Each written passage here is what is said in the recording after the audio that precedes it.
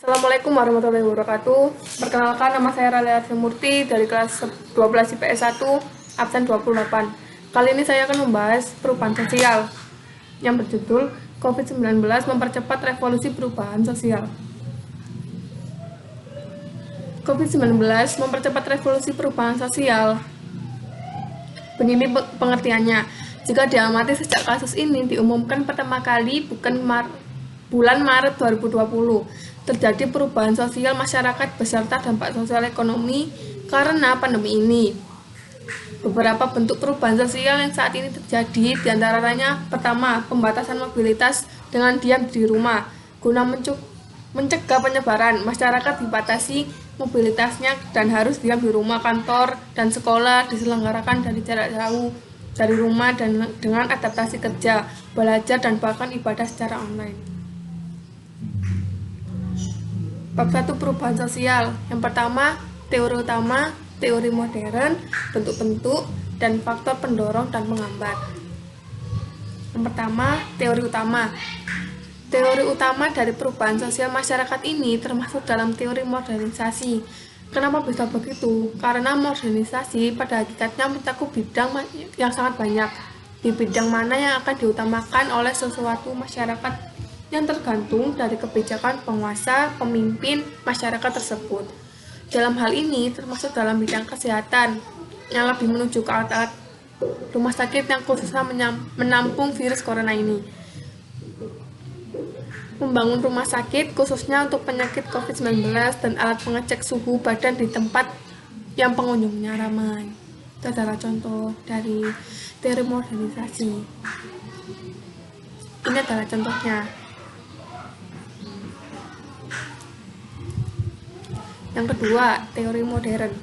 Pandemi ini menyebabkan perubahan sosial yang positif, yaitu cepatnya adopsi teknologi untuk bekerja, sekolah, ibadah, dan interaksi sosial lainnya. Adopsi internet berlangsung cepat sekali, bahkan sampai ke warga desa dan orang tua untuk menunjang kegiatan belajar dan bekerja di rumah. Contohnya yaitu umat Katolik dalam masa Paskah kemarin telah menunjukkan adopsi teknologi yang luar biasa dengan mengikuti sekolah online bahkan langsung dari Vatikan. Dan ada pula yang acara perkawinannya sekarang mengalami revolusi hanya dengan keluarga inti dan bahkan online. Itu adalah contohnya teori modern.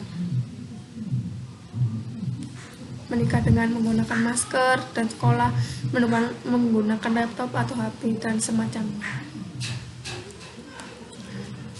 Yang ketiga, bentuk-bentuk perubahan sosial di era COVID-19. Yang pertama, pembatasan mobilitas dengan diam di rumah. Guna mencegah penyebaran, masyarakat dibatasi mobilitasnya dan harus diam di rumah. Misalnya saja, kantor dan sekolah diselenggarakan dari jarak jauh dari rumah dengan adaptasi kerja, belajar, dan bahkan ibadah secara online. Yang kedua, menjaga jarak sosial atau jarak fisik, di mana masyarakat harus mengurangi pertemuan dalam jumlah banyak dan juga selalu menjaga jarak kurang lebih 1-2 meter untuk mencegah penularan virus dan menggunakan masker. Yang ketiga, peduli kesehatan. Mau tidak mau, masyarakat menjadi lebih peduli dengan berbagai informasi terkait kesehatan. Yang biasanya suka lupa cuci tangan, sekarang hampir setiap hari cuci tangan dan minimal 20 detik. Masyarakat Indonesia yang telah relatif tidak terbiasa dengan masker ketika keluar rumah, sekarang sebisa mungkin menggunakan masker. Yang keempat, selain itu, prosesi penguburan jenazah. Budaya di Indonesia untuk menghormati yang meninggal dunia dengan proses penguburan jenazahnya. Yang hadir bukan hanya keluarga inti saja, namun semua kenalan, dengan cara disiarkan melalui YouTube agar masyarakat bersedia online. Faktor pendorong yaitu yang pertama, kontak dengan kebudayaan lain. Contohnya, semenjak COVID-19 ini, banyak dari siswa yang mempunyai aplikasi bernama Telegram.